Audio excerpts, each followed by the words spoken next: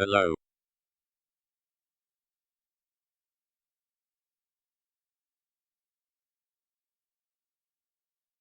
I made an editor. It makes it much easier to test things and create levels.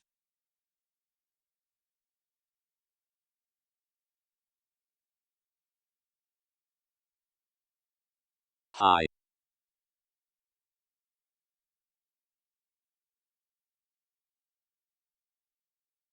Let's do some gameplay though. There are still a bunch of bugs I need to fix, but at the moment it's like pre-alpha.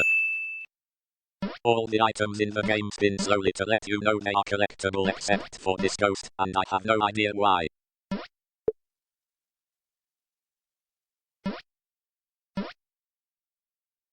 This is a bishop. I've coded in all the chess pieces except the king, and they move like chess pieces once you put them down and can press switches and things. They're a bit OP, so I'm thinking I might make it so they can't go through spikes or something. You can make items collectible by mopping the block below them, if it's the right kind of block. You can toggle the solidity of the ghosts with the B switches, but if they become solid inside another block then they explode. You'll also notice that the brown blocks turn on and off when you hit the B switch. The ladder I just used is from Snakes and Ladders, so you can only go up the ladder or down the snake, which you'll see in a later level.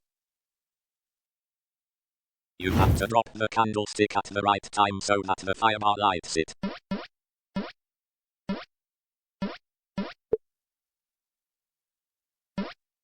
Because I blew up those two ice blocks earlier, I can now go in the door holding left and not die, and I can hit that plant pot from underneath so I can collect it.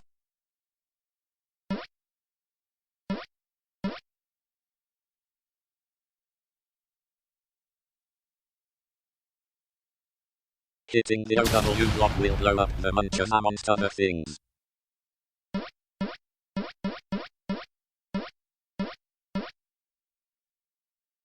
You can use the candle flame to melt the ice, which will create a water droplet, which will make a vine grow from the pot plant.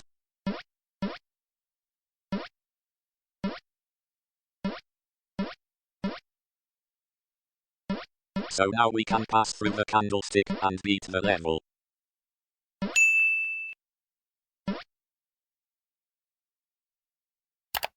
You can also light the candle with a fireball, and they will combine when this happens. That was the snake I was talking about.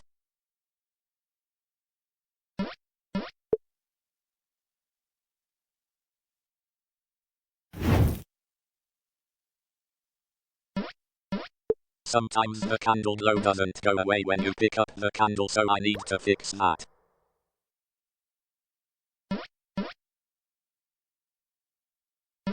Some of the graphics are still placeholders, the blocks, and obviously from Mario. I'm pretty pleased with my explosion though. These are one-ways, meaning you can only travel in one direction through them. You can make items collectible by hitting another item underneath them. This was a bug that I decided would be a feature, and now it's in this level.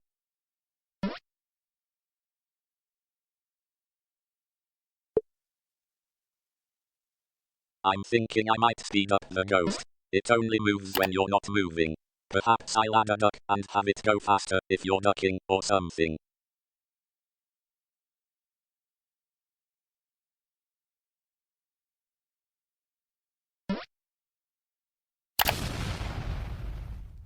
It's a lot easier to do that if you line the P-switch up with where the wall like a not idiot. I'm going to be annoyed if it turns out you can get that candle. I walked into that saw blade and died dozens of times to make sure it was unattainable.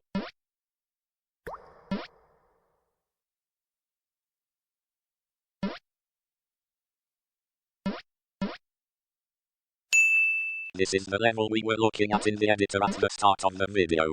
This level is centered around the way bullets interact with springs. I'm going to add a fast spin and a ricochet sound, because when a bullet hits a spring it changes direction by 90 degrees.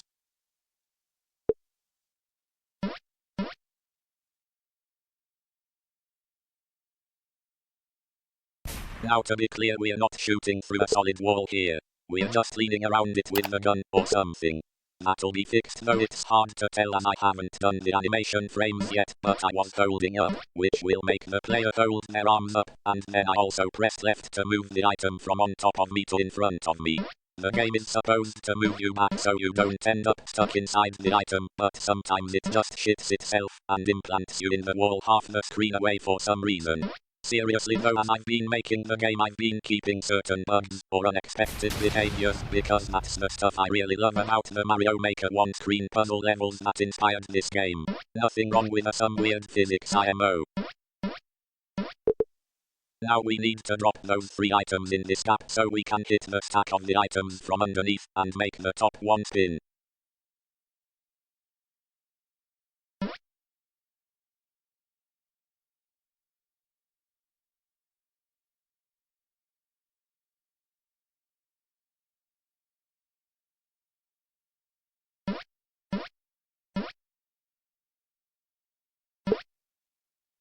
Now we light this candle the American way.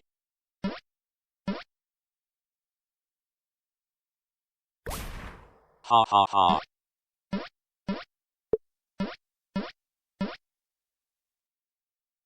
Almost cocked that up at last step there, the drop will only drop once.